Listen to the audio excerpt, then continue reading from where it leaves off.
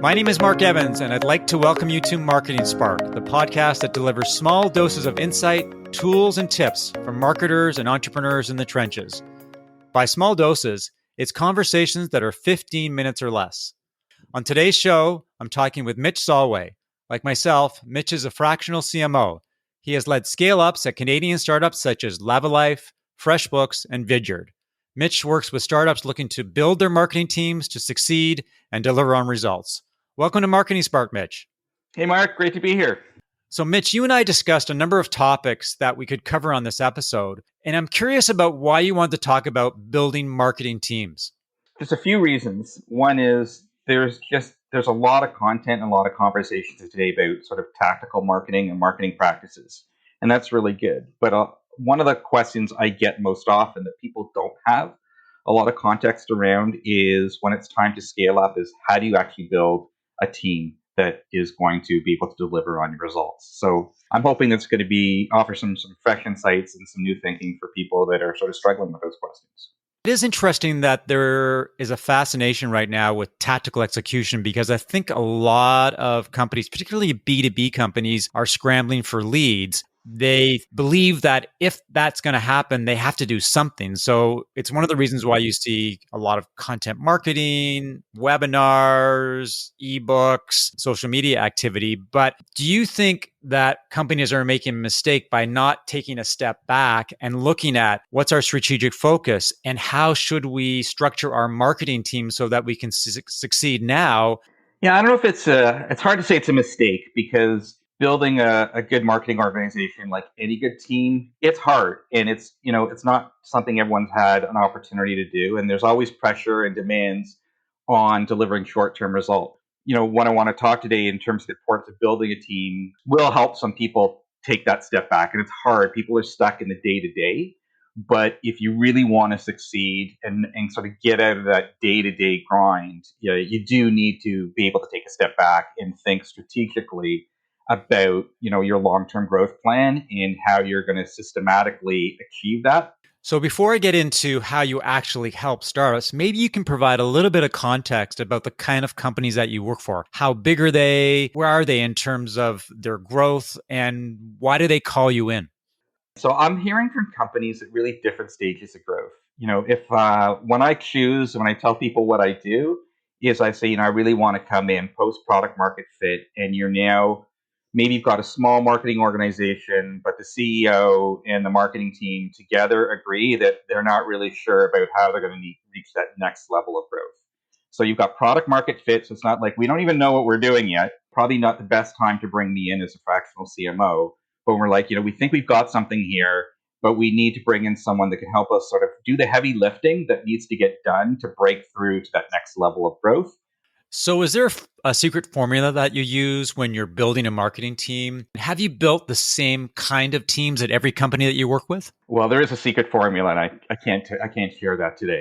Come on, Mitch. Yeah, so it's true. There is an approach that I've taken. Obviously, I've just been a fractional CMO for the last 3.5 years. For like 25 years before that, I was actually an actual operating VP marketing at a number of startups and built a lot of teams in that capacity. I really learned what it took from a team standpoint to be able to sort of relentlessly deliver more and more and more, which is what marketing needs to do every year within an organization. Those are some of the things I wanted to share today. Do you have a methodology or an approach that you use to build teams? For example, when you're working with an entrepreneur, do you say to them, okay, here is step 1, step 2, and step 3? Let's say, your mandate is you're leading a marketing team and you need to scale up growth. And I'm assuming you've got money and dollars to invest in building a marketing team. And I think it doesn't always go that way. Sometimes you're hiring like one person here, then another person the next year. But I want to talk in the context, a lot of the mandates I've had is let's come in, we want to invest in marketing, we need to put a team together, we need to move forward, we want to scale up. And there's definitely something that I do on a repeated basis. It's very, very deliberate in terms of making sure that I get the right team in place. And that is start with a plan. I know it sounds like, yeah, start with a plan, but it's a 3-year plan. There's like 3 major components of that plan. One is There's alignment with the CEO in terms of where are we today, and what do you want marketing to do? What do our outputs need to be? How will we know if marketing is successful? And I want to map that out over 3 years, because if I don't have an aligned understanding with the CEO of their expectations, then I may build the wrong organization that may underachieve our targets, or maybe it's way too aggressive for what we need and I've spent way too much money. So it's both in terms of the size and scale of the growth that we want, and then what's the metric or one or two metrics we need to move? Is it revenue? Is it leads? Is it customers? What are the two or three things that we need to manage against? And then, so that's phase number one, is getting that alignment. Once I've got that alignment, phase number two is actually building the spreadsheet and the budget in terms of understanding month by month for the next 3 years, how are those two or one or two metrics going to grow every single month? And obviously then I got to go, okay, well, what's the plan? What am I actually going to be delivering as a marketing organization over those next 3 years? And what do I need to do to make sure that all my numbers roll up to those high level numbers? Now I've got alignment with the CEO on targets. I've built out a sort of a spreadsheet and a plan that sort of systematically maps where, how I need to grow, and what are those growth engines going to be, whether it's content, SEO, social, or whatever. And then the third thing that you need to do is you need to understand what I call are these little clusters, because in terms of scaling up, you kind of want to hire people in little groups and clusters. And I'll give you an example. When I was at Vidyard, we were very early into growing this business, and we just recently established ourselves as a video marketing platform. And we knew nobody even knew what the hell that was. Nobody knew what a video marketing platform. There wasn't a lot of search. It was a new product in the category. People didn't know what to look for. Didn't know what we were going to do. So we really said over the next 3 years, the two key priorities that we wanted to do were to develop reach and education. First of all, we wanted to drive customers. We knew with customers, the revenue would come. So we wanted to focus on new customer acquisitions. So we're going to count customers, and not leads, but paying customers. And the strategies to do that, as I said, were reach and educate. We had to tell people, what is it that we do, and we had to educate them on how to use video content. So we mapped that out in terms of on a budget, month by month, how that was going to play out, and what we're going to do from reach, which was a lot of that was PR and integrations. And then in terms of educate, from a marketing standpoint, that was a really key point. We said, we're going to build the world's best blog to learn how to do video marketing. To do that, we needed three things. We needed content, and we needed social, and we needed to have search.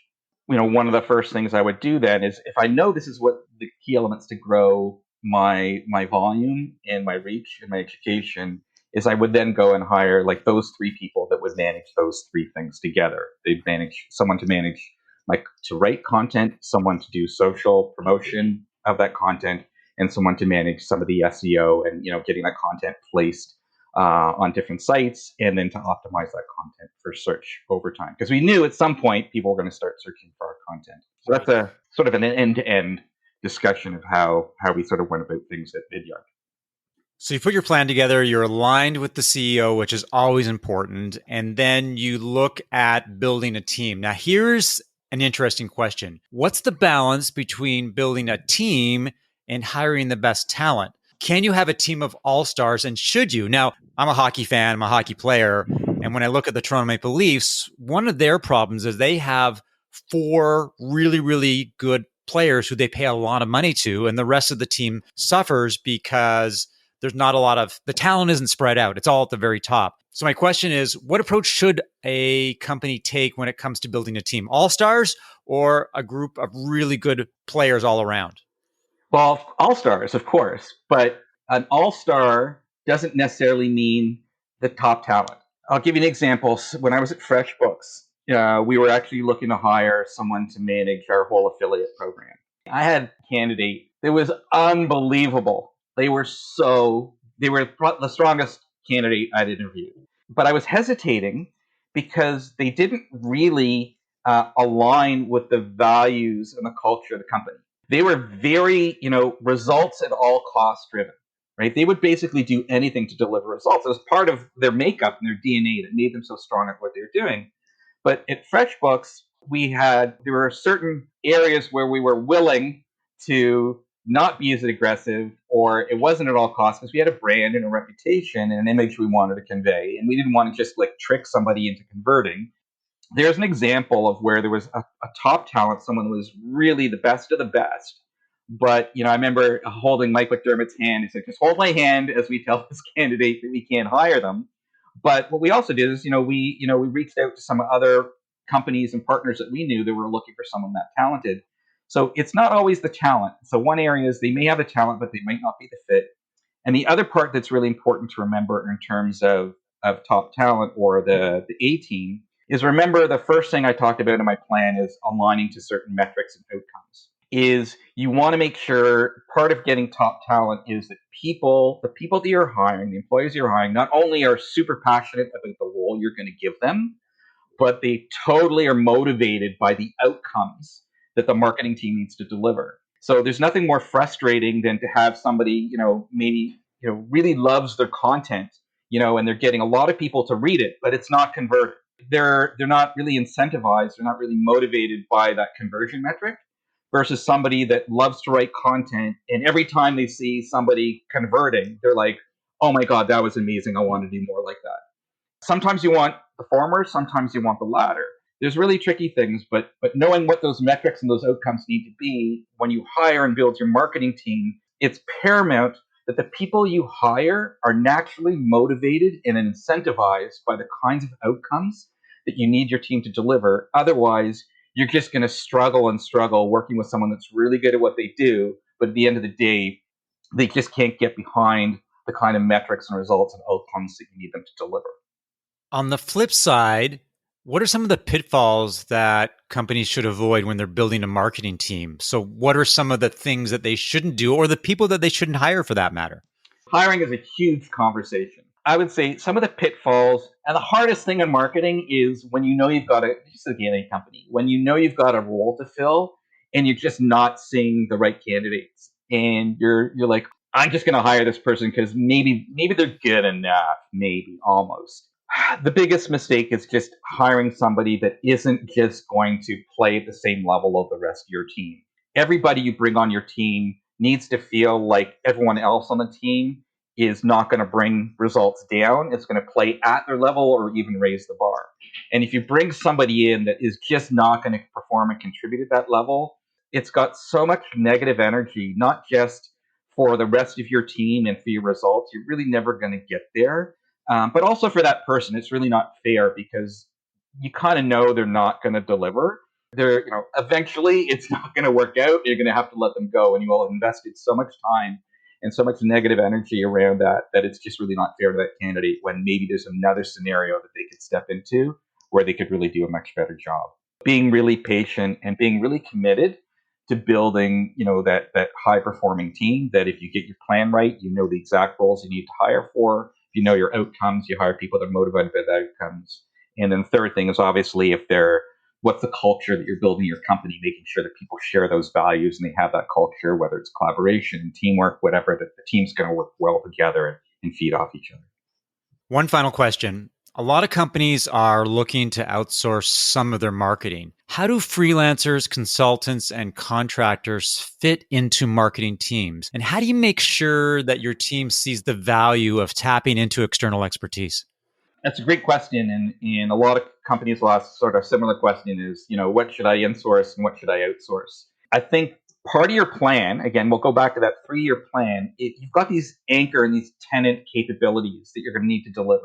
So I think the first thing you need to do is you need to hire the right leaders to manage those tenant properties. Like, what is the, if we're going to own content, and content is a big part of what we do, you need someone internally that's going to run content. And then you need to empower them with a budget and a mandate. And they need to figure out, well, like, I probably can't hire 3 people. In order to deliver what I need to do now, I need to go and outsource and basically allow your team to go and deliver their results the way that they see fit within their budgets and constraints. And a lot of the times, A lot of times the fastest way to execute and go to market is to use freelance resources because they're available today and they can deliver today. If you want to build a team, you could be out there looking for 5, 6, 7 months to find the right person if you're trying to build that amazing team. So using freelance resources that way is probably one of the smartest ways to scale up in the short term, and then even discover what you no longer want to freelance and bring in-house because you've realized that's become another tenant property. Thanks for listening to another episode of Marketing Spark. If you enjoyed the conversation, leave a review as well as subscribe via iTunes or your favorite podcast app. If you like what you heard, please rate it. For show notes of today's conversation and information about Mitch, visit markevans.ca/blog. If you have questions, feedback, or would like to suggest a guest, send an email to mark@markevans.ca. To learn more about how I help B2B companies as a CMO for hire, consultant, and coach, visit markevans.ca. Talk to you next time.